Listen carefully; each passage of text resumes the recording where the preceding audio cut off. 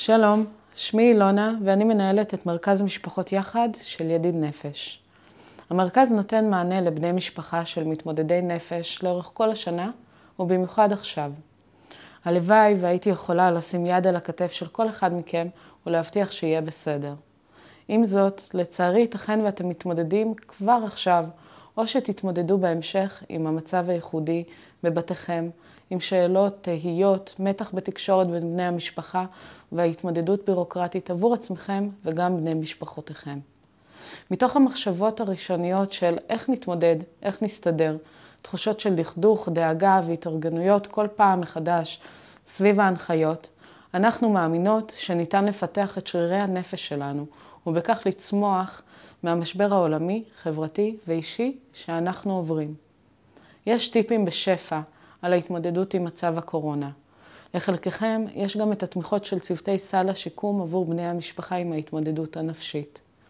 היום חשוב לי להשמיע את התובנות שלמדנו מכם בהתמודדות עם המשבר. למשל, אמא אחת שסיפרה לי, הבנתי שיחד עם המצב המדאיג אני יכולה גם לטפח את עצמי בדברים החשובים והטובים עבורי. איננו יכולים לשנות את העובדה שאירועים קשים ומלאי מתח שלא בשליטתנו קרו, קורים או יקרו. אבל כן יש לנו יכולת לשלוט בעשייה שלנו כאן ועכשיו ובפירוש שלנו את המצב. זה הזמן לגלות מחדש איך אנחנו טובים לאחרים וגם עבור עצמנו.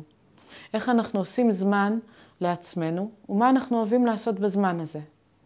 בני משפחה שיתפו אותנו שמקלחת ארוכה, מוזיקה טובה, פורומים של תחביבים או שיחה טובה עם חברים שלא יצא לנו לשמוע מהם הרבה זמן, עושים להם טוב.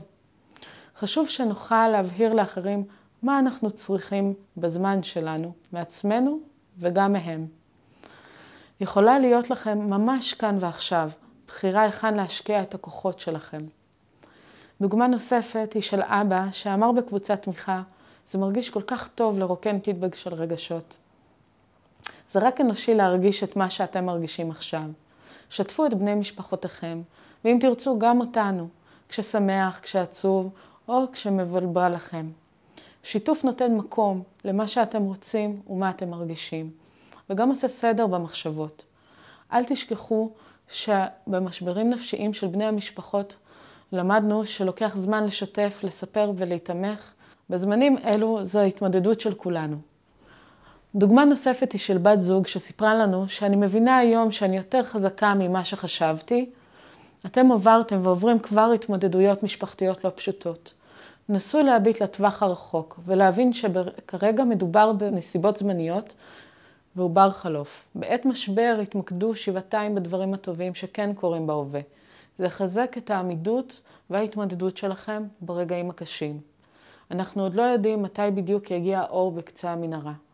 אבל גם כיום יש כל יום הצלחות קטנות, נקודות אור של כאן ועכשיו. נשמח שתשתפו אותנו בהם, ואם תרצו נוכל לגלות אותם יחד. כל מה שעובר עליכם, אנחנו כאן כדי לעבור אותו ביחד. אני וצוות מרכז המשפחות כאן עבורכם בטלפון, במפגשים וירטואליים ובאפליקציית הטוקטין. בה יש כלים מעשיים בתהליך אישי וייחודי שהוכח מחקרית כמסייע. אל תישארו לבד. המענה ניתן גם בשפות הרוסית והאמהרית.